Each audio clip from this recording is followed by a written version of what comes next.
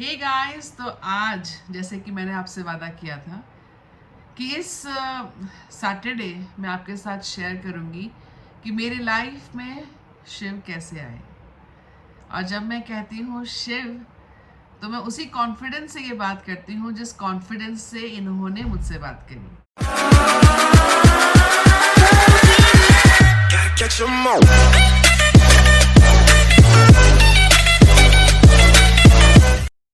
आप में से बहुत लोग शायद सरप्राइज होंगे ये जान के कि क्या प्रिया सच में ऐसा हो सकता है, या क्या वाकई में जो तुमने आवाज़ सुनी वो सच थी। ये बात है 2022 अगस्त की। उस टाइम पे मेरा मन बहुत ही ज़्यादा, जिसको बोलते हैं ना, विचलित हो रहा था। मेरा मन बहुत ही ज़्यादा घबरा रहा था। मेरा मन बहुत ही ज़्यादा एक कंफ्यूजन में फंसा हुआ था।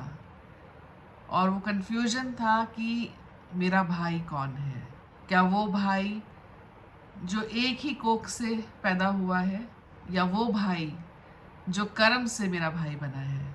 सो ऑब्वियसली आज तक जो हमने पढ़ा है, सीखा है, वो ये होता है कि blood is thicker than water, और अपने तो अपने ही होते हैं। ऐसे बहुत सारी कहानियाँ सुनी हुई हैं, देखी हुई हैं, एक्सपीरियंस करी हुई हैं। तो मेरी लाइफ थोड़ी कॉन्ट्रडिक्टरी है। ये सारी जो एज यूजुअल चीज़ें होती है ना, उनसे अलग होती है मेरी लाइफ के अंदर कुछ ना कुछ।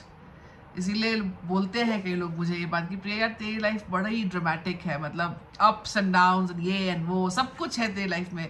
फुल बॉलीवुड मसाला मिल सकता है तेरी लाइफ से। और मुझे बड़ा अच्छा लगता है जब कोई मुझे ये चीज़ बोलता है। बट वापस आते हैं अपने टॉपिक के ऊपर कि किस तरीके से शिव मेरी लाइफ में आए। सो हाँ, जैसे मैंने आपको बताया कि मैं उस जोन में थी जहाँ मैं अंदर ही अंदर घुट रही थी। मतलब जैसा होता है ना कि मैं उस क्वेश्चन का जवाब जानना चाहती हूँ कि रियलिटी में मैं किस पे भरोसा कर सकती हूँ, मैं किस पे डिपेंडेंट हो सकती हूँ। भाई है, नहीं भी है। जो दूसरा लड़का है जिसको मैं भाई मान रही हूँ, वो भाई है और नहीं भी है। बहुत कन्फ्यूजन थी। इनफैक्ट जो मेरा योगा ट्रेनर है, जो मुझे उस समय योगा जिनसे मैं सीखती थी, मैंने ये बात उनसे भी शेयर करी। मैं सुबह 4 बजे योगा के लिए नीचे जाती थी और वो बेचारे 4 बजे आते थे मुझे योगा सिखाने के लिए। मैंने ये बात उनसे करी, उन्होंने भी मुझे बोला कि इट्स ओके मैम, हो जाएगा ठीक, यू नो, इस पीरियड को निकलने दो, ये वो। बट वो पीरियड ऐसा था कि एक मैं नॉर्मल नहीं थी उस मोमेंट पे, स्पेशली जो राखी के आसपास के 2-4 दिन थे। तो विश्वास कीजिए, राखी से लगभग 2 दिन पहले जब मैं नीचे मेडिटेशन के लिए गई और उसके बाद जब मेरे योगा ट्रेनर आए, जब मैं मेडिटेशन कर रही थी, मेरे को उस मोमेंट पे इतनी स्ट्रॉन्ग आवाज़ एक्सपीरियंस होती है। और वो आवाज़ मुझे कहती है कि क्यों रिश्तों में फंस रही है, क्यों रिश्तों में फंस रही है, मैं हूं ना तेरे लिए। और मैं उस मेडिटेशन में पूछती हूँ, आप कौन है, ये किसकी आवाज़ है? तो सिर्फ एक नाम मेरे दिमाग में उस समय फ्लैश होता है और वो है शिव। एंड बिलीव यू मी, ये बात जानने के बाद मेरी आंखों से जो आंसू निकलते हैं, या मेरे अंदर जो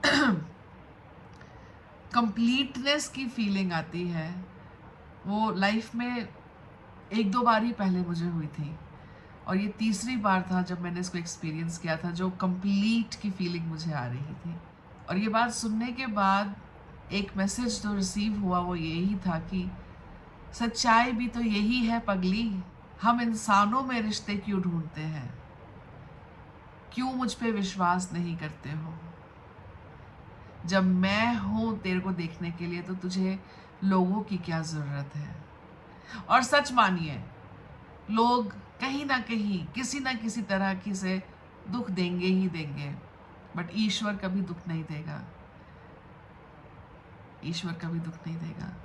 तो ये एक्सपीरियंस था मेरा शिव के साथ। और उसी समय मैंने प्रण लिया कि आज से मेरा भाई, जिसको मैं अपने लाइफ में भाई का दर्जा दे सकती हूँ, वो शिव है।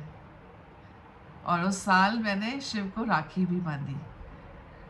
और बहुत ही प्यारा कनेक्शन है मेरा उनके साथ। और उसी के राखी के कुछ ही महीनों के बाद मैं गई उड़ीसा, जगन्नाथपुरी। और जगन्नाथपुरी में मेरे बहुत अच्छे दर्शन हुए।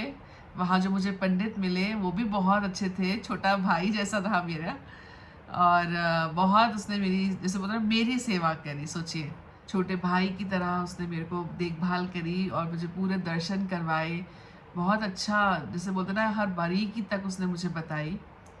और वहाँ से आते समय जब मैं वापस आ रही थी, तो जो मेरे कैब ड्राइवर भैया थे उन्होंने कहा कि आप क्या शिव के मंदिर यहाँ गए हैं?